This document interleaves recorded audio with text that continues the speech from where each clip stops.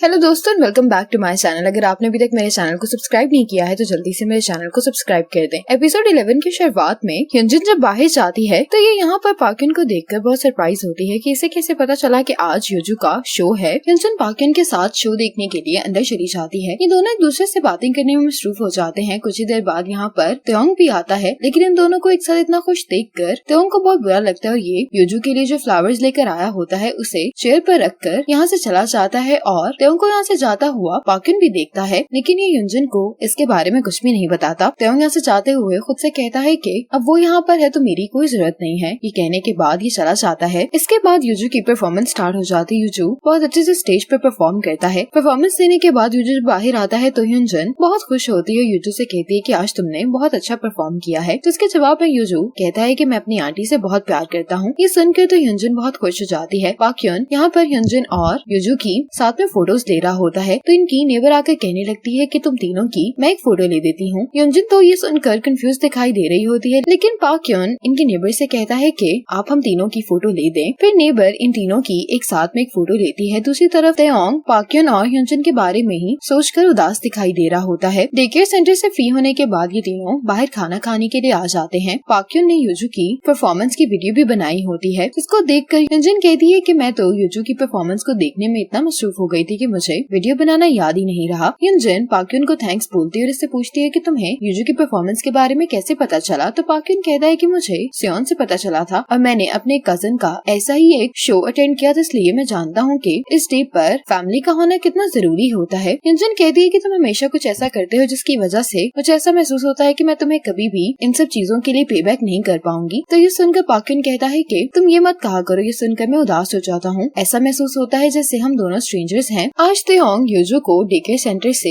लेने के लिए आता है। ये यूजू से पूछता है कि क्या तुमने अपने अंकल को मिस किया। तो यूजू कहता है कि हाँ। त्योंग कहता है कि मैंने भी तुम्हें बहुत मिस किया है। त्योंग यूजू से कहता है कि आज मैं तुम्हारे साथ बहुत फन करने वाला हूँ। त्योंग यूजू को लेकर बुक शॉप आ जाता है, जहाँ पर यूजू के लिए कुछ स्टोरी बुक्स खरीदना चाह रहा होता है और यूजू से कहता है कि अगर तुम रीडिंग करोगे तो तुम बहुत स्मार्ट हो जाओगे। यहाँ से शॉपिंग करने के बाद त्योंग यूजू को अपने घर ले आता है। यूजू त्योंग के घर की सारी चीजों को देखने लगता है। ऐसा दिखाई दे रहा होता है कि जैसे इसे फौरन ही अपने अंकल का घर काफी पसंद आ गया है। hyunjin जब मीटिंग से फ्री होती है तो इसे नेबर्स की बहुत सारी मिस कॉल्स आई होती हैं, तो ये जल्दी से कॉल बैक करती है। दूसरी तरफ त्योंग यूजू को स्टोरी सुना रहा होता है। यूजू भी त्योंग की स्टोरीज बहुत एंजॉय कर रहा होता है। कुछ ही देर बाद त्योंग को hyunjin की कॉल आ जाती है, जिसके बाद ये यूजू को लेकर घर आ जाता है। hyunjin त्योंग से कहती है कि आज मैं इतना बिजी थी इसलिए मैंने नेबर्स की कॉल नहीं देखी। तो त्योंग कहता है कि कोई बात नहीं, उन्होंने मुझे कॉल कर दी थी। त्योंग hyunjin को जाने से पहले बताता है कि नेबर को कुछ हेल्थ इश्यू हो गए हैं, इसलिए वो कुछ टाइम के लिए यूजू को पिक नहीं कर पाएंगी, इसलिए यूजू को मैं पिक कर लिया करूंगा। hyunjin कहती है कि ठीक है। त्योंग यूजू को बाय बोलकर यहाँ से चला जाता है। त्योंग ने यूजू को जो स्टोरी बुक लेकर दी होती है वो यूजू को बहुत पसंद आई होती, इसलिए ये घर पर आने के बाद भी इसे पढ़े जा रहा होता है। त्योंग के जाने की वजह से hyunjin भी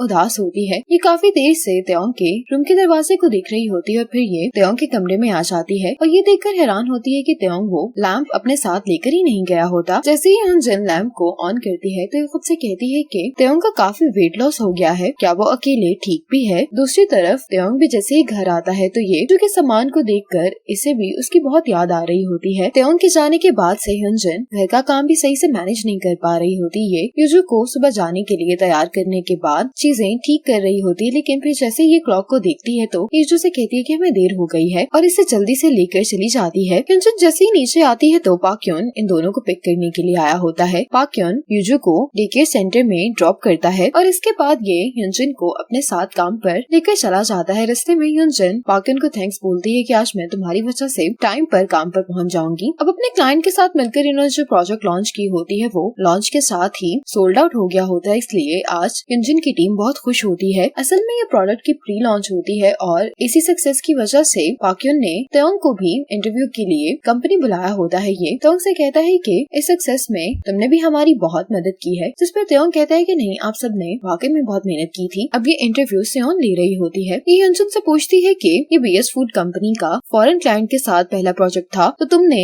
इस काम के दौरान प्रेशर को कैसे मैनेज किया। hyunjin कहती है कि मैं बस घर जाकर अपने दिन के बारे में शिकायत किया करती थी और कभी कभी रोया भी करती थी और ऐसा करके मैं बहुत अच्छा महसूस किया करती थी। ये कहकर hyunjin त्योंग को देख रही होती है। सियोन अगला सवाल त्योंग से पूछती है और इसे कहती है कि तुम्हारी फोटोग्राफी बहुत पावरफुल है, क्या मैं पूछ सकती सकती हूँ कि तुमने फोटोग्राफी कैसे शुरू की। तो तेयोंग कहता है कि मैंने फोटोग्राफी अपने भाई की वजह से शुरू की थी, लेकिन मेरी लाइफ में कुछ ऐसा भी टाइम आया है जिसमें मैंने फोटोग्राफी को बिल्कुल छोड़ दिया था और मैं कभी भी दोबारा फोटोग्राफी स्टार्ट नहीं करना चाहता था। मैं फोटोग्राफी को बहुत मिस भी किया करता था और चाहता था कि वो मेरी लाइफ में दोबारा वापस आ जाए। तभी मुझे किसी ने कहा था कि अगर मैं दोबारा ट्राई नहीं करूंगा तो मुझे कैसे पता चलेगा कि मैं अभी भी फोटोग्राफी से प्यार करता हूँ या नहीं। उसी पर्सन की वजह से मैंने फोटोग्राफी दोबारा शुरू की थी और फिर मुझे पता चला कि मैं अपनी जॉब से कितना प्यार करता हूँ। और ये बात तेयोंग से और किसी ने नहीं बल्कि ह्यूनजिन ने ही की होती है। ये सुनकर ह्यूनजिन को बहुत अच्छा लगता है कि अगर वो ना होती तो शायद मैं कभी भी दोबारा कैमरा को नहीं पकड़ता। ये कहकर तेयोंग ह्यूनजिन को देखने लगता है। रात में तेयोंग जब नेबर के घर से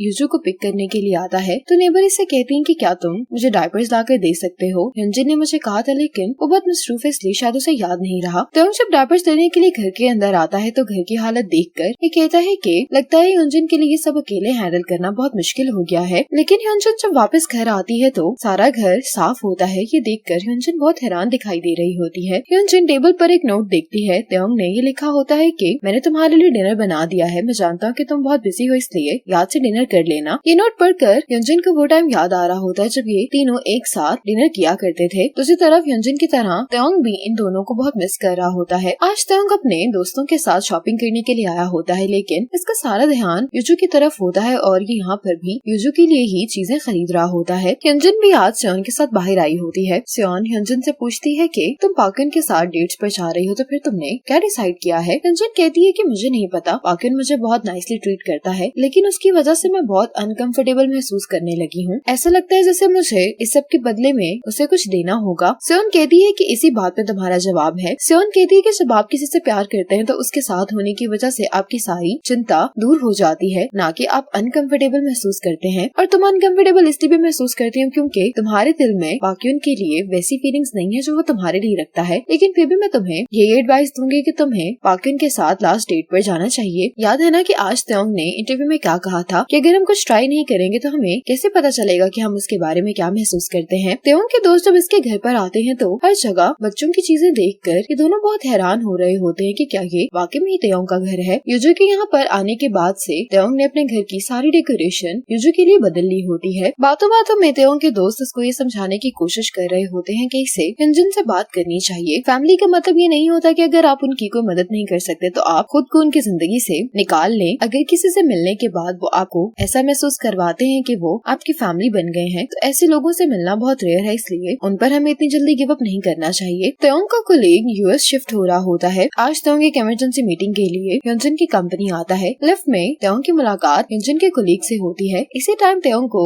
इसके दोस्त की कॉल आती है। असल में तेयोंग का मैनेजर यूएस शिफ्ट हो रहा होता है, इसलिए उसके फेयरवेल गिफ्ट के बारे में बात कर रहे होते हैं। तेयोंग कहता है कि मैं जानता हूँ कि यूएस जाने वाली फ्लाइट्स शाम की ही होती हैं। मैं बस इस मीटिंग के फौरन बाद ही एयरपोर्ट आ रहा हूँ। ये बात सुनकर ह्यूनजिन के कोलीग को लगता है कि तेयोंग यूएस जा रहा है। पाक यून ह्यूनजिन को आखिरी डेट के लिए ऑर्फनेज होम लेकर आया होता है। पाक यून इन सभी बच्चों के लिए बहुत सारे गिफ्ट्स लेकर आया होता है जिन्हें देखकर ये सब बच्चे बहुत खुश दिखाई दे रहे होते हैं। ऑर्फनेज होम में ह्यूनजिन को एक छोटी बच्ची दिखाई देती है जो अकेली बैठी होती है। यहाँ की इंचार्ज ह्यूनजिन को बताती है कि ये यहाँ पर नहीं आई है। जिन बच्चों की फैमिलीज उन्हें यहाँ पर छोड़ जाती हैं वो बहुत स्ट्रगल करते हैं। ये जब से यहाँ पर आई है तब से कुछ खा भी नहीं रही है। इंचार्ज आकर इस बच्चे से पूछने लगती है कि तुम यहाँ पर क्या कर रही हो, तो ये कहती है कि मैं अपनी मॉम का इंतजार कर रही हूँ। ये देखकर ह्यूनजिन को तेयोंग की सारी बताई हुई बातें याद आ जाती हैं कि ये कैसे अपने भाई के लिए इंतजार किया करता था। इंटरव्यू के दौरान तेयोंग से ये सवाल पूछा गया था कि तुम्हारे लिए एक परफेक्ट मील क्या है, जिसके जवाब में तेयोंग ने कहा था कि मेरे लिए खाना सिर्फ स्टमक को भरने का एक जरिया है। और मैं सोचा करता था कि लोग खाने को लेकर कुछ ज्यादा ही ड्रामेटिक हैं, लेकिन अब मैं भी उन्हीं लोगों जैसा बन गया हूँ। मैं बहुत परेशान हो जाता हूँ जब मेरे क्लोज लोग खाना नहीं खाते। मुझे उनके डिनर की परेशानी होती है। मुझे इस बात की भी चिंता होती है कि देर रात तक काम करने की वजह से वो अपना डिनर स्किप कर देते हैं और साथ खाना खाते हुए हम एक दूसरे से सारे दिन की बातें शेयर कर सकते हैं। और ये एक्सपीरियंस मेरे लिए खाने से ज्यादा इम्पोर्टेंट है, इसलिए मेरे लिए परफेक्ट मील का ताल्लुक खाने से नहीं बल्कि उन लोगों से है जिनके साथ मैं वो खाना शेयर करता हूँ। अब ह्यूनजिन के कोलीग ने इससे एक फाइल के बारे में पूछने के लिए कॉल की होती है, तो ये ह्यूनजिन से शिकायत करने लगता है कि कई लोग यूएस जा रहे हैं और मैं यहाँ पर बैठकर काम कर रहा हूँ। तो ह्यूनजिन इससे पूछती है कि यूएस कौन जा रहा है, तो बताता है कि तेयोंग यूएस जा रहा है, क्या तुम्हें नहीं मालूम। ह्यूनजिन ये सुनकर बहुत ज्यादा शॉक हो जाती है और इससे कहती है कि क्या तुम्हें वाकई में यकीन है। तो इसका कोलीग कहता है कि हाँ मैंने तो यही सुना था कि आज रात उसकी फ्लाइट है। मैनेजर इमी चू से डिवोर्स लेने के बाद यूएस जा रहा होता है। इमी चू